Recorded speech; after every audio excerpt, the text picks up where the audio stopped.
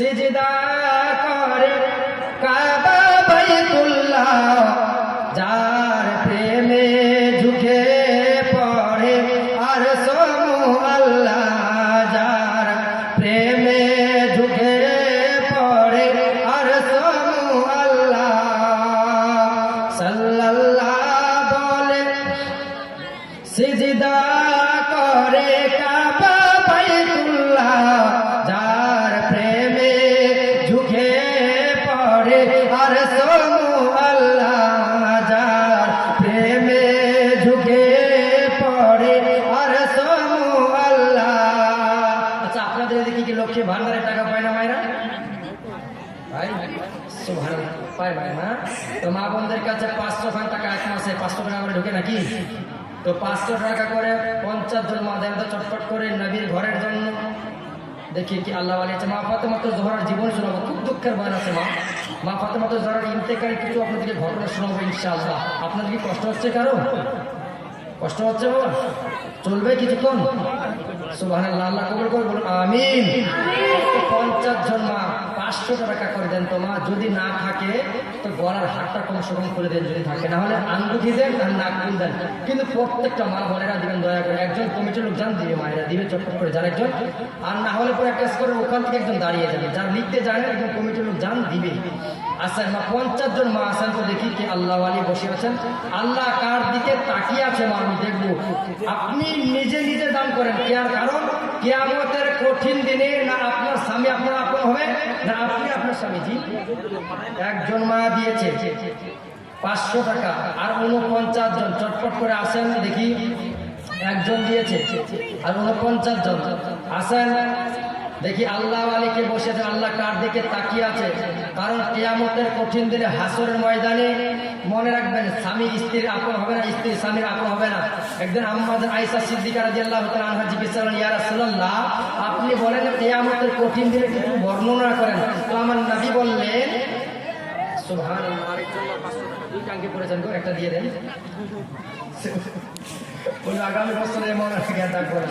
সুবহানাল্লাহ, নারায়ে তাকবীর, নারায়ে রিসালাত, 500 টাকার দাতা আল্লাহুম্মা আমিন। আরেকজন মা দিয়ে সুবহানাল্লাহ, নারায়ে তাকবীর, নারায়ে রিসালাত, আরেকজন 500 টাকার দাতা আল্লাহ যেন তাকে কবুল করে বলুন আল্লাহুম্মা আমিন। দিয়েছেন তো হাদিসটা বলে দিই। আম্মা আয়েশা বললেন, ইয়া রাসূলুল্লাহ, ইয়া হাবিবাল্লাহ নবীজি,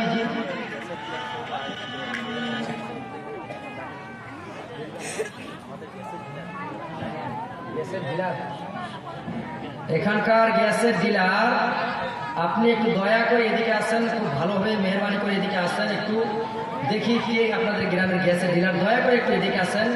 দেখবো ভাই একটু এদিকে আসেন।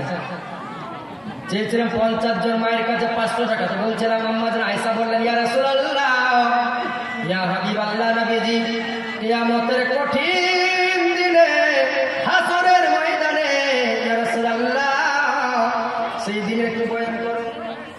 সুবহানাল্লাহ, আরেকজন মা 500 টাকা দিয়েছে। নারায়ে তাকবীর, নারায়ে তাকবীর, নারায়ে রিসালাত। 4 জন মা হলো আর 46 জন। তাড়াতাড়ি করে আসেন মা, আল্লাহ কাকে কবুল করেছেন? আমার আল্লাহ কার দিকে তাকিয়ে আছেন দেখি। আজকে কে কে মাদ্রাসার জন্য, মাদ্রাসার কি বলে আপনার ঢালাই হবে, ওই মাদ্রাসার জন্য 50 জন 500 টাকা করে দেন। যদি না থাকে 50 জন মায়ের কাছে 30 জন মা দিয়ে যান। বাকি বলে গলার হার কিংবা নাকুল কিংবা আঙ্গুঠি একটা করে দিয়ে যান মা। আমি শেষে সবার জন্য মন প্রাণ দিয়ে দোয়া করে দিয়ে যাবো ইনশাল্লাহ। মৃত্যু বাবা মায়ের নামে, মৃত্যু সন্তানের নামে, মৃত্যু স্বামীর নামে, কিংবা আপনারা দিয়ে যান মাত্র 1000 টাকা করে চেয়েছি। যাদের মা বাবা দুনিয়ার বুকে বেঁচে দেয় ওই মা বাবার জন্য 1000 টাকা করে তাড়াতাড়ি করে আসেন। বাবা কি আল্লাহ বান্দা বসেছেন মাঠে মমিন, তাড়াতাড়ি করে নবীর ঘরে চলে আসেন। একটা গজল বলি, মায়ের জন্য একটা গজল বলি। বলবো কি? মায়ের কান্না যাবতীয় জীবন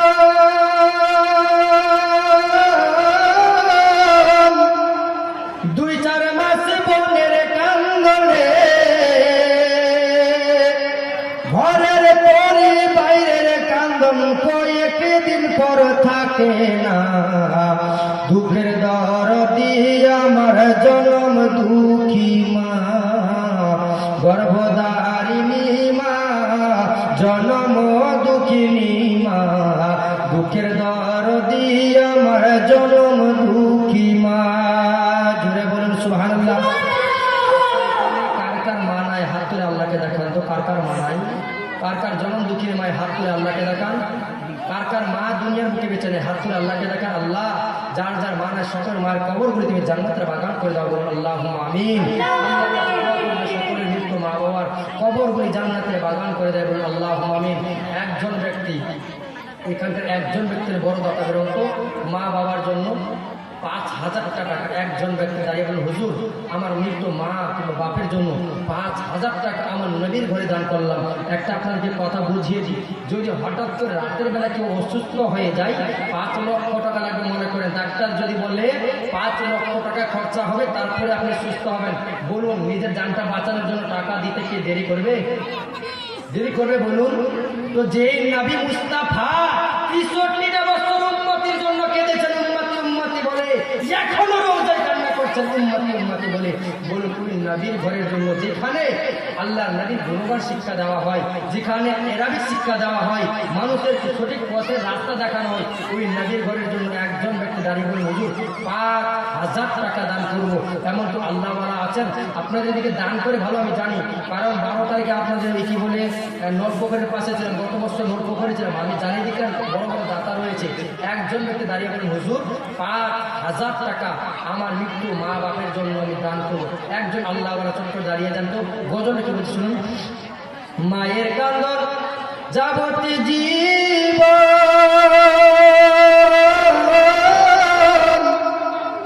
2-4 মাস বনের কান্দন গো,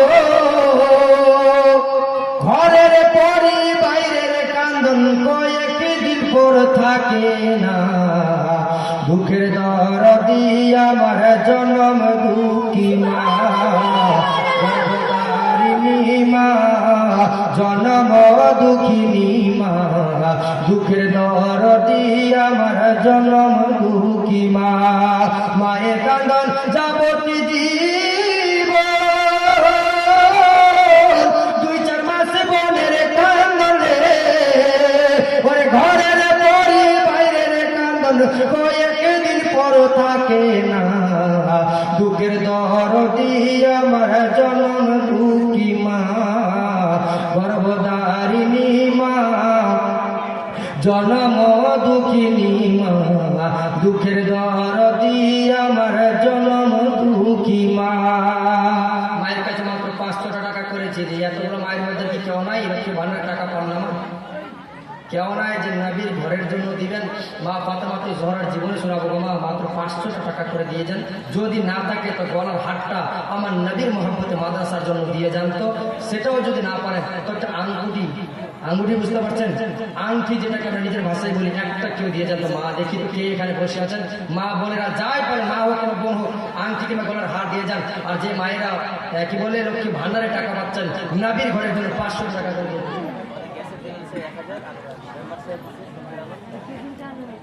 এখানে আসে নাই এই মেম্বার কি রানিং মেম্বার? তো 1,000 টাকা মেনে গেলেন আপনি। আল্লাহ কোন সমস্যাটা দাদা ছিল গো? জি গ্যাসের ডিলার কই? গ্যাসের ডিলার দয়া করে আপনি একটু এখানে আসেন, আল্লাহর দোহাই লাগে আপনি একটু এদিকে আসেন, সাক্ষাৎ করে যান। আসেন, দয়া করে আসেন, যাবেন না, যদি চলে যান তো আমি দুঃখ পাবো। আসবে না তো, চালাকন্দ আছে। আচ্ছা মেম্বার কে, রানিং মেম্বার কে আছেন? চলে গেল, চালাক আছে গো, বাইরে বাইরে দিয়ে চলে আপনি দিলেন কেন? আচ্ছা মাইদের কাছে চেয়েছে 500 টাকা করে, কি মা বোনেরা নাই খায় না, কসম খেয়েছেন যে দিবই না। আচ্ছা লক্ষ্মী ভান্ডারে যে মারা পাচ্ছেন, মা আসছেন তো 1 মাসে দিয়ে যান, পাচ্ছেন, এটা তো লাখ শুক্রিয়া যে আপনারা পাচ্ছেন, আমরা তো পাচ্ছি। দিয়ে যান 500 টাকা করে, দেখি কি আছে আল্লাহ আলী, যে 500 টাকা করে আমার নবীর ঘরে দিয়ে যাবেন। এই দানটা আপনার থেকে যাবে, কেন থেকে যাবে? আপনি যদি মরে যান আর ওই মাদ্রাসায় যদি শিক্ষা দেওয়া হয়, মরার পরেও ওই মাদ্রাসায় যতদিন শিক্ষা দেওয়া হবে ততদিন আপনার কবর নিয়ে কি পৌঁছাতে থাকবে। জোরে বলুন সুবহানাল্লাহ। মায়ের কান্দন যাবতীয় জীবন 2-4 মাস বনের কান্দনে, ঘরের পরি বাইরের কান্দন কয়েকদিন পর থাকে না, দুঃখের দরদি আমার জনম দুঃখী মা, গর্ভধারিণী মা, জনম দুঃখিনী মা, দুঃখের দরদি আমার জনম দুঃখী মা। 10 মাসে 10 দিন মায়ের গর্ভে দিলেন ঠাই, রক্ত মাংস খাইয়া মায়ের আইলাম দুনিয়ায়। ঠিক কিনা বাবা? 10 মাসে 10 দিন মায়ের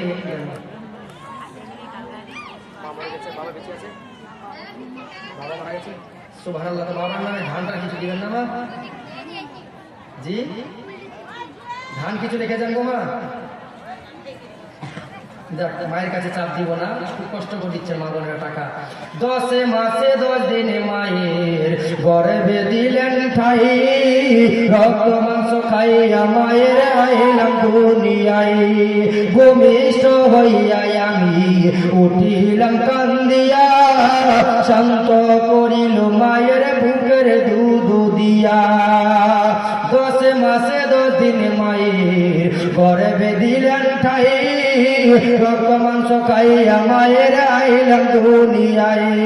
ভূমিষ্ঠ হইয়া আমি উঠিলাম কান্দিয়া, শান্ত করিল মায়ের বুকের দুধ দিয়া। মায়ের প্রসবের কালে নয়ন জলে রে। সুবহানাল্লাহ। মায়েদের দিক থেকে কত 500 নাকি কেমন দিয়েছে টাকা? 500 বেশি আছে, 650 আছে। মায়ের প্রসবের কালে নয়ন জলে রে, ওরে সন্তানের লইয়া তুলে তুলে প্রসব যন্ত্রণা, দুঃখের দরদি আমার জনম দুঃখী মা, গর্ভধারিণী মা, জনম দুঃখিনী মা, দুঃখের দরদি আমার জনম দুঃখী মা। মায়ের কানন যাবতীয় জীবন, 2-4 মাস বনের কান্দন রে, ঘরের পরে বাইরের কান্দন কয়েকদিন পর থাকে না, দুঃখের দরদি আমার জনম দুঃখী মা, গর্ভধারিণী মা, সুবহানাল্লাহ, জনম দুঃখিনী মা, দুঃখের দরদি আমার জনম দুঃখী মা। একজন ভাই 200 টাকা দিয়েছেন, আল্লাহ তোমার নামকে কবুল করুন, বলুন আল্লাহুম্মা আমিন। একজন বাবার কাছে 1000 টাকা 5000 টাকা চেয়েছি। একজন আসেন, একজন 1000 টাকা আসেন, তারপর আগের ছন্দটা বলবো কি বলছেন। একজন ব্যক্তি আসেন 1000 টাকা, চটপট করে আসেন তো 1000 টাকা আসেন। নবীর ঘরের জন্য একজন বাবজি আসেন 1000 টাকা, তারপর আগের ছন্দ বলবো খুব সুন্দর করে।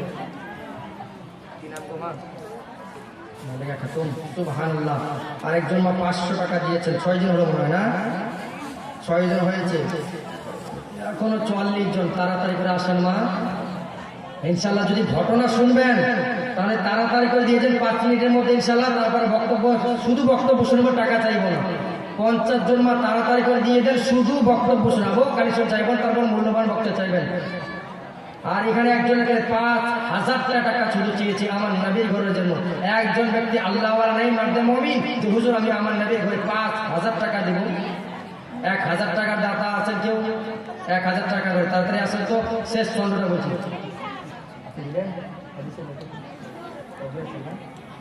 সুবহানাল্লাহ। হাজি সাহেব হজ করে এসছেন। আর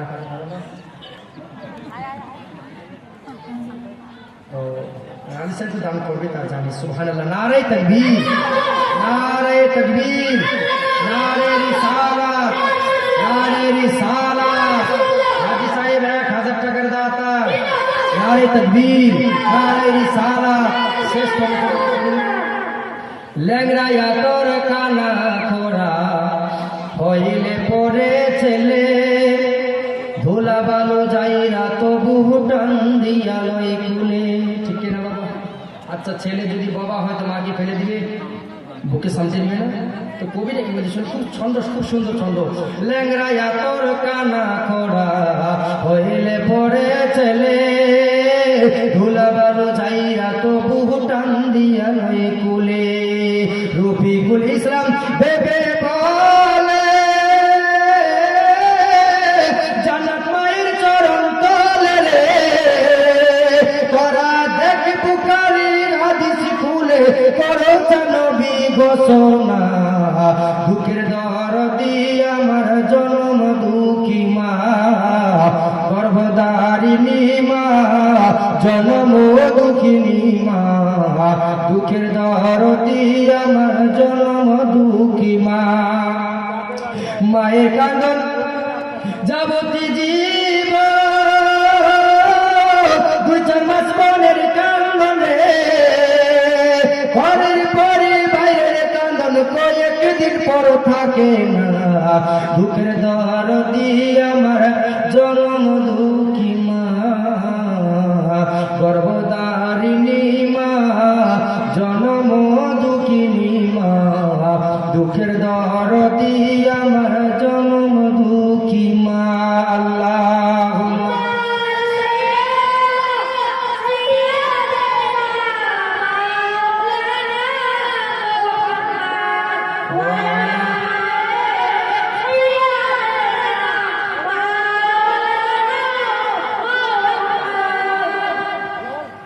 ওখানে যান মা বোনেরা দিবে হলে অনেক মা আসতে লজ্জা পাচ্ছে একজন ব্যক্তি যান ওখানে মা বোনেরা দিবে না কমিটির লোকজন লিখে নিয়ে আসবে মা বোনেরা দিবে কিন্তু গ্রামে আছে মা বোনেরা আছে দিবে অনেকজন মা বোনেরা দিবে যারা আসতে লজ্জা পায় মা একটা আপনার কথা বলি মা আপনাদের ছেলের মতো কথা বলে একটা আম্মা আয়েশা সিদ্দিকা জিজ্ঞেস করলেন ইয়া রাসূলুল্লাহ মন দিয়ে শুনবেন মনের কানটা খুলে রাখেন আম্মা আয়েশা সিদ্দিকা ইনি হলেন নবী পাকের স্ত্রী একদিন জিজ্ঞাসা করলেন ইয়া রাসূলুল্লাহ ইয়া হাবিবাল্লাহ নবীজি কিয়ামতের কিছু বয়ান বলেন আমার নবী মুস্তাফা বললেন আয়েশা শুনো আমার নবী চোখ থেকে টপ করে পানি পড়তে শুরু হলো আর নবী বললেন আয়েশা কিয়ামতের দিনটা এমন একটা দিন হবে 50,000 বছরে একটা দিন হবে কত বললাম 50,000 বছরে একটা দিন আর এখনকার সময় হলো 12 ঘন্টায় একটা দিন তখন হবে 50,000 বছরে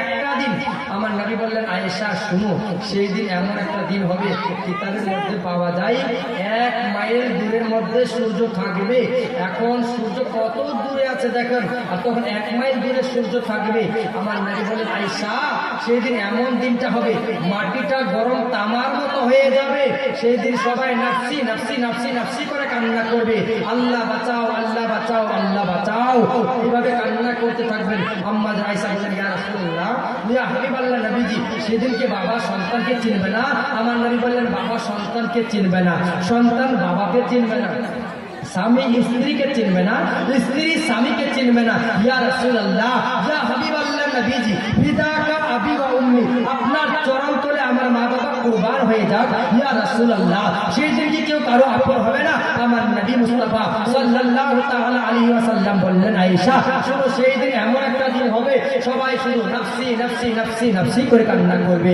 সবাই নিজের জন্য কান্না করবে আল্লাহ বাঁচাও আল্লাহ বাঁচাও আল্লাহ বাঁচাও বলে কান্না করবে আমার নবী বললেন আম্মা আয়েশা বলেন ইয়া রাসূলুল্লাহ ইয়া হাবিবাল্লাহ সেই দিন কেমন হবে আমার নবী বলেন আয়েশা সেই দিন এমন একটা দিন হবে আয়েশা মানুষ শুধু নাফসি নাফসি নাফসি নাফসি করবে আল্লাহ আমার কিভাবে হিসাব নিবে আমি কি জান্নাতে যাব না জাহান্নামের মধ্যে যাব টেনশনে থাকবে এক মাত্র খাবার খাবে না এক ফোঁটা কেউ পানি পান করবে না সবাই শুধু নাফসি নাফসি নাফসি নাফসি নাফসি করবে আল্লাহ বাঁচাও আল্লাহ বাঁচাও হিসাব নিবে আল্লাহ পাক রব্বুল ইজ্জাত সেই দিন হিসাব যখন নেবে আল্লাহ বলেন ওয়ামতাজিল ইয়াওমা আইয়ুহাল মুজরিমুন হে গুনাহগারের দল তোরা আলাদা হয়ে যা তোরা আলাদা হয়ে যা আল্লাহ পাক রব্বুল ইজ্জাত যদি হিসাব নেবে সব থেকে আগে আমার নবী পাকের উম্মতের হিসাব নেবে অর্থাৎ সব থেকে আগে আমাদের আমার আল্লাহ হিসাব নেবে জোরে বলুন সুবহানাল্লাহ যেন আখিরাতে উম্মতের কোনো কষ্ট না হয় আমরা বড় ভাগ্যবান যে সেই নবীর উম্মত হতে পেরেছি।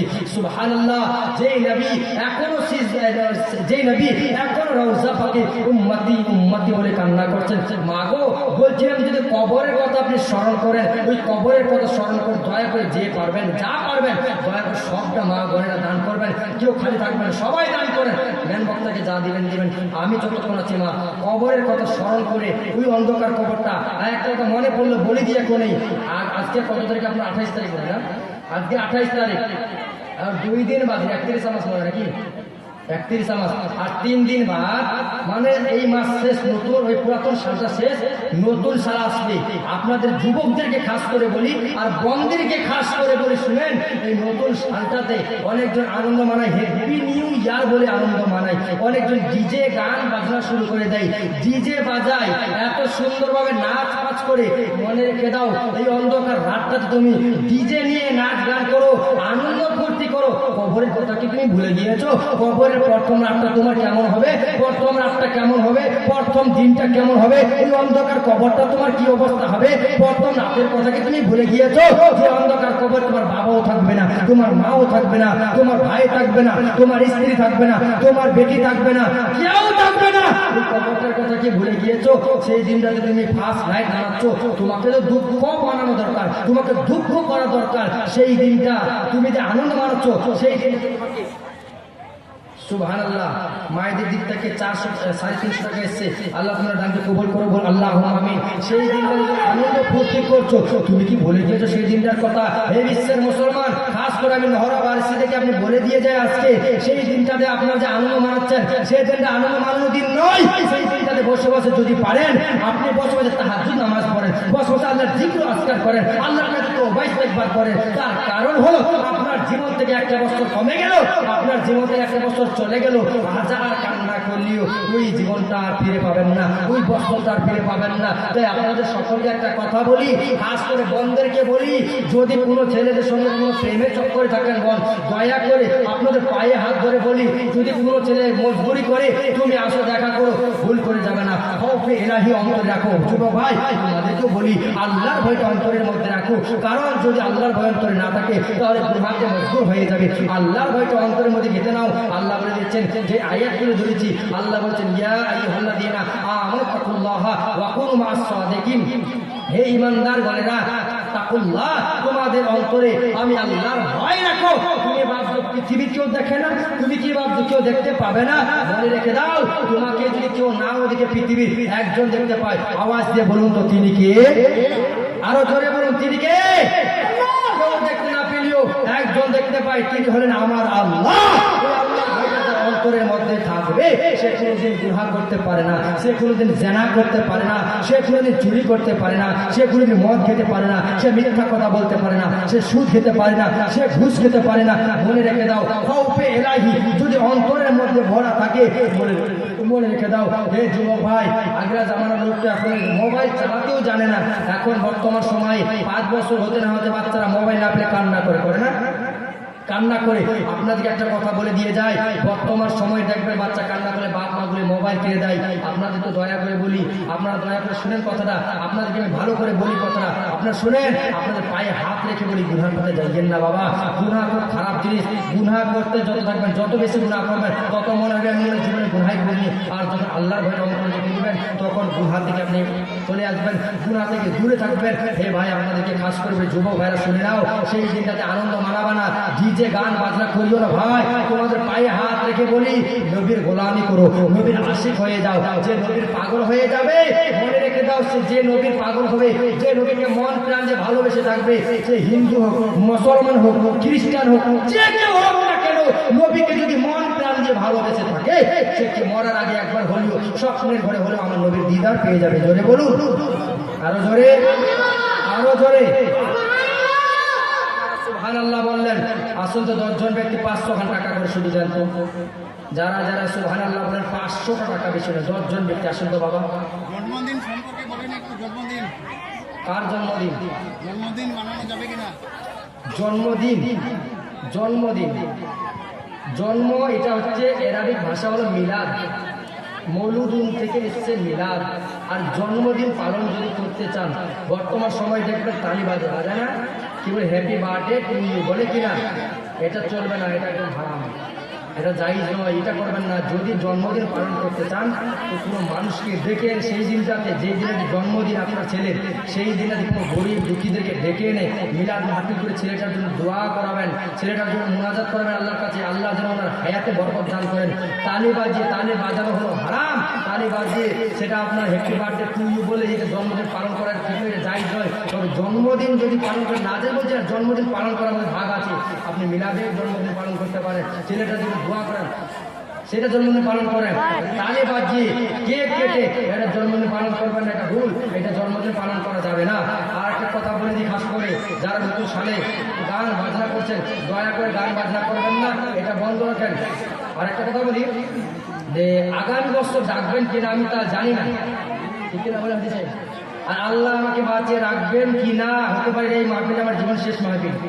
এই জন্য হক কথা কিছু আপনাদেরকে বলে দিয়ে যাই, কিছু শিক্ষা নিয়ে যাবেন বাড়ি থেকে, যে শিক্ষাটা আপনাদের চিরদিন কাজে। আপনাদের কষ্ট লাগছে বাবা, রাগ হচ্ছে, রাগ হচ্ছে আপনাদের যুব বাবা, রাগ হচ্ছে? কারা কারা এই কথা শুনতে আছে আপনারা আল্লাহকে দেখিয়ে দেন তো। নারে তাকবীর, নারে তাকবীর, আল্লাহ প্রত্যেকের হাজিরি থেকে কবুল করুন, বলুন আল্লাহুম্মা আমিন।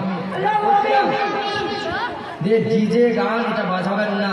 আর একটা কথা বলি, আমি এটা বাড়ি থেকে মনস্থ করেছিলাম যে ওখানে গিয়ে নহরা গিয়ে এই কথাটা বলে আসবো, যেন ওই কি বলে প্রথম সালটাতে যেন নাচ গান এগুলা না করে, ডিজে ভাড়া না করে, আপনাদের দয়া আপনাদের কাছে অনুরোধ করে বলি, কেউ নাচ গান এগুলা করবেন না যুবক ভাই। আল্লাহর কাছে তওবা ইস্তেগফার করবেন, এবাদত বেশি বেশি করবেন, জিকির বেশি করবেন, আল্লাহ যেন আপনার হায়াত আরো লম্বা করে দেয়, বলুন আল্লাহুম্মা আমিন। মেহমান হিসেবে আপনাদের গ্রামে এসেছি আমি, আপনাদের সকলদের জন্য আমি দোয়া করে যাব, আপনাদের সকলের জন্য আল্লাহর কাছে দোয়া করব। আল্লাহ পাক আপনাদের সবাইকে হেদায়েতের পথে চলার তৌফিক দান করেন। আল্লাহ পাক রব্বুল ইজ্জাত যেন সকলকে নামাজে পড়ে নামাজে বানিয়ে দেন। আমি দোয়া করে বলছিলাম, একবার দ্রুত করে বক্তব্য এগিয়ে নিয়ে যে আল্লাহুম্মা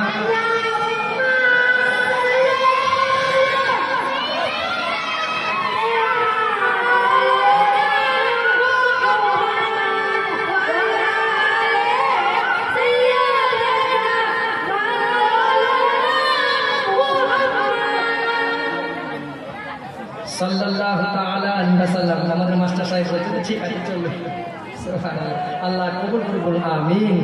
আমি বড় খুশি হলাম, খুব আনন্দ পেলাম, আপনারা বসে আছেন, আল্লাহ আপনাকে কবুল করেছেন, খুব আনন্দ পেলাম আমি।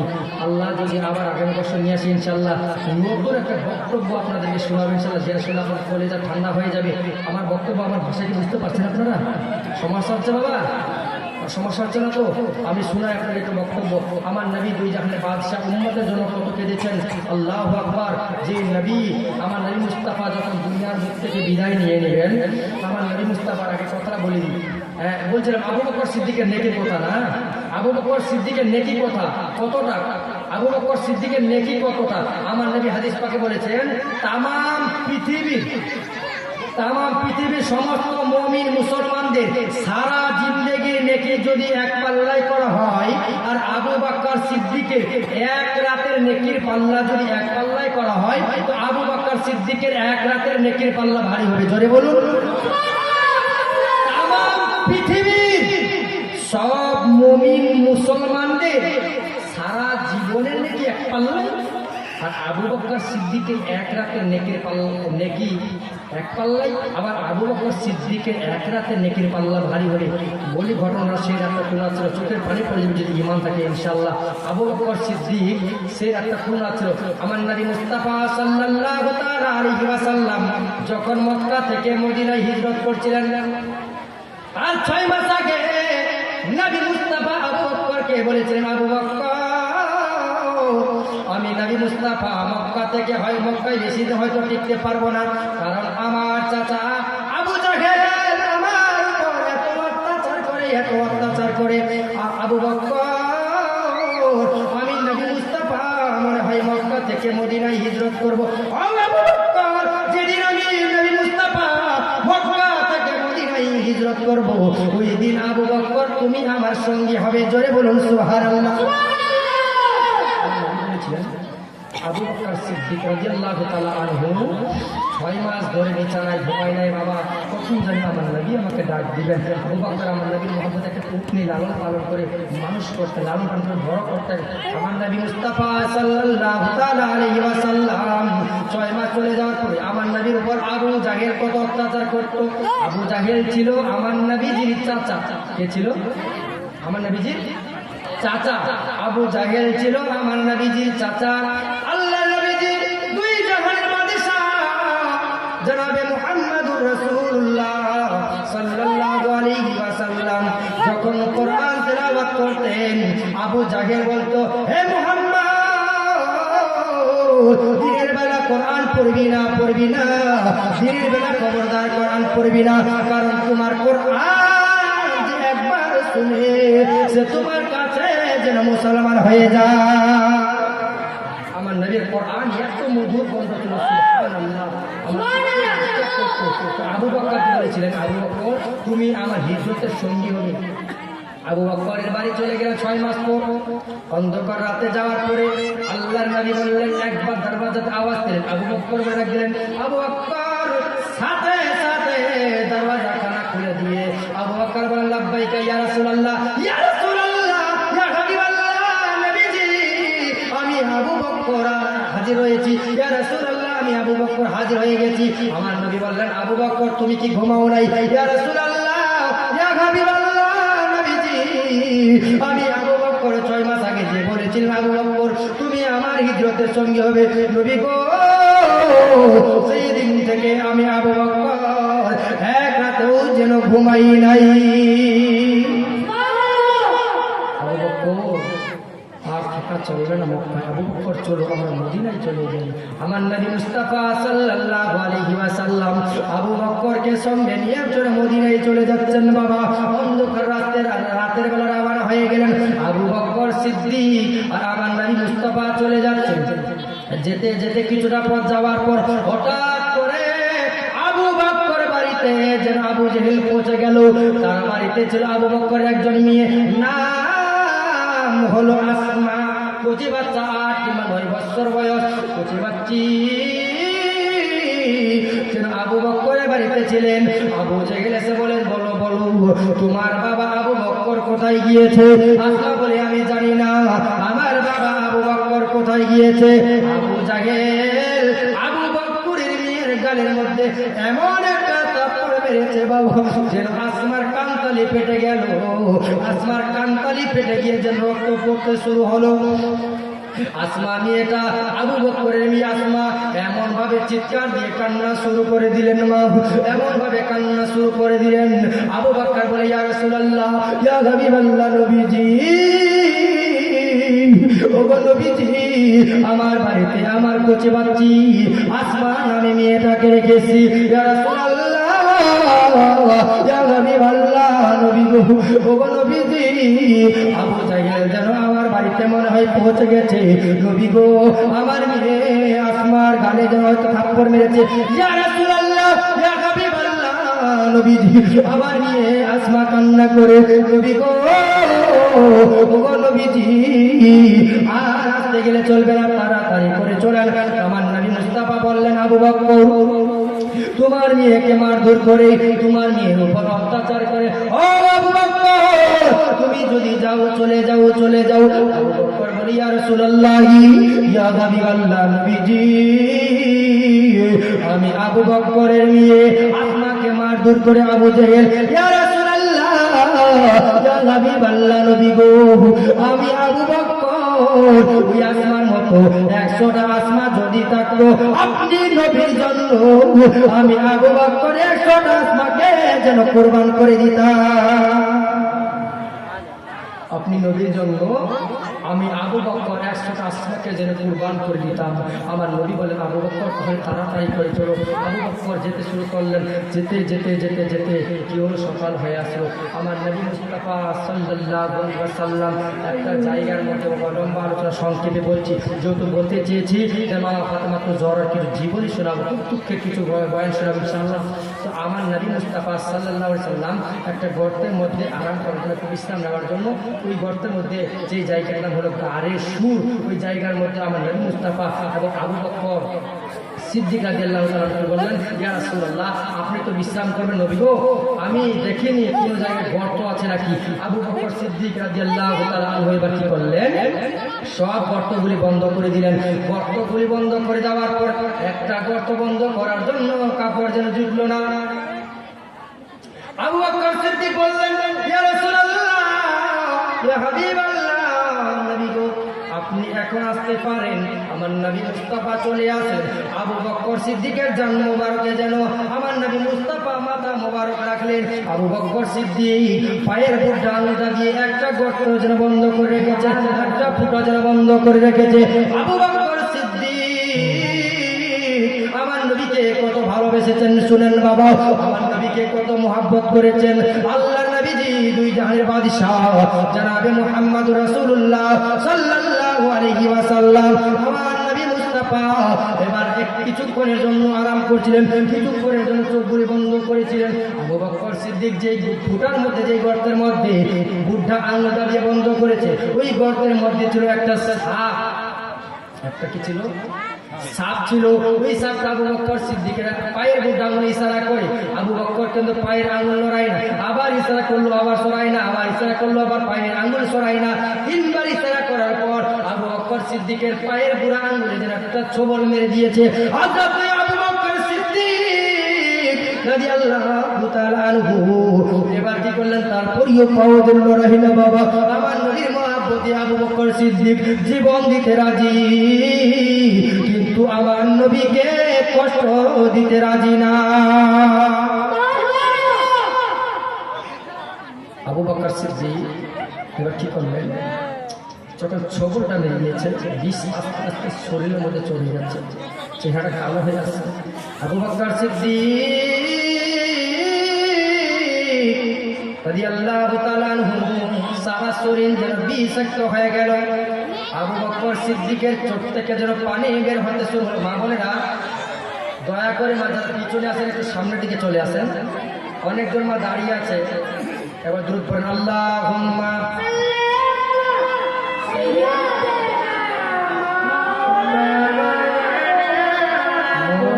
মুহাম্মাদ ওয়া আলা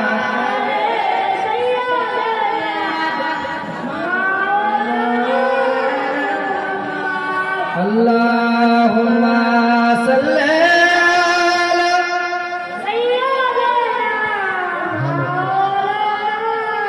মুহাম্মাদ ওয়া আলা আলি সাইয়্যিদিনা মাওলানা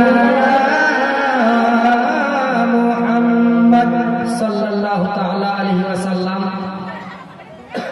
মা দয়া করে একটু এদিকে আগিয়ে আসে, অনেকজন মা বোনেরা দাঁড়িয়ে আছে, দেখতে খারাপ লাগছে। মা দয়া করে একটু আগিয়ে আসে, দয়া করে আগিয়ে আসেন মা। অনেকজন মা বোনরা গেটের সামনে দাঁড়িয়ে আছে, ওইদিকে দাঁড়িয়ে আছে অনেকজন মা বোনরা, একটু আগিয়ে আসেন, আমাদেরকে বসার একটু সুযোগ করে দেন। না হলে মা বোনরা আপনারা দাঁড়িয়ে থাকে এদিক থেকে আপনার সামনের দিকে চলে আসেন। মা দাঁড়িয়ে থাকেন না, আপনারা এদিক দিয়ে সাইড দিয়ে আপনারা চলে আসেন, সামনের দিকে দাঁড়িয়ে থাকবেন না। আর মা বোনদের খাস করে বলবো আপনারা একটু আগিয়ে আসেন, অনেকজন মা বোনরা দাঁড়িয়ে আছে, দেখতে খারাপ লাগছে, আপনারা চলে আসেন, একটু আগিয়ে আসেন, তাহলে যেন ভালো লাগে।